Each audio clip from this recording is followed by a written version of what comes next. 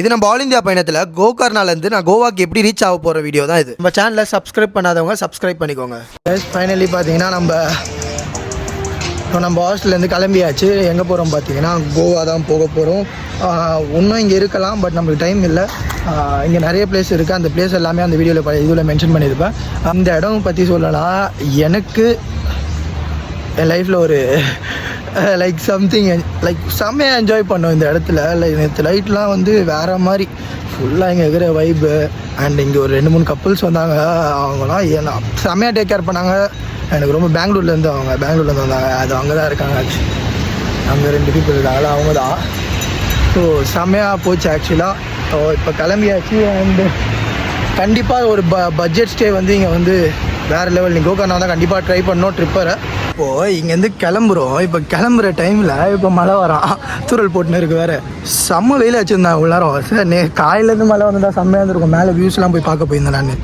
செம்மையாக இருந்தது. வெயில் வேறு வந்ததுனால ஒன்றுமே தெரியல. இப்போ வந்து மழை வருது. நான் கிளம்புற டைமில் மழை வந்து என்ன சாவடிக்கிறான்.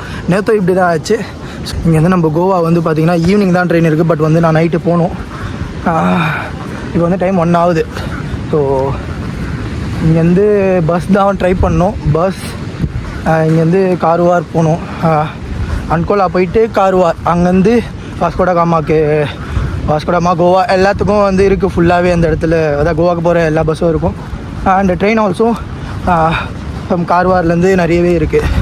ஸோ வந்து நான் வந்து என்னோடய பைக்கை வந்து ரெண்ட் எடுத்ததில் அதை கொடுத்துட்டு என்னோடய ஆதார் கார்டை வாங்கிட்டு கிளம்ப போகிறேன். இப்போ வந்து பைக்கை வந்து கொடுத்துட்டோம். ஸோ நம்ம பைக்கை வந்து கொடுத்துட்டோம். நான் டியோ தான் எடுத்திருந்தேன். டியோ கொடுத்தாச்சு. டியோ என்ன கூட்டம்டாப்பா. இப்போ பார்த்தீங்கன்னா அங்கோலா வந்துட்டோம். அங்கோலாலேருந்து கார்வார் பஸ் பின்னாடி தான் இருக்குது. இங்கேருந்து பார்த்தீங்கன்னா கார்வார் போயிட்டுனா அங்கேருந்து கோவாக்கு வந்து நிறைய பஸ்ஸு இருக்குது. இங்கேருந்து டேரெக்டாக இருக்குது. பட் ஆனால் அது ரொம்ப லேட் ஆகும். ஸோ கார்வார்லேருந்து கோவாக்கு போகிறோம். ஸோ இப்போ அங்கோலா இருக்கும், போகலாம். ஸோ ஃபஸ்ட்டு வந்தோடனே நம்ம பேகை வந்து கரெக்டாக வச்சுட்டோம். அப்போ இங்கேருந்து எவ்வளோ நேரம் தெரியல.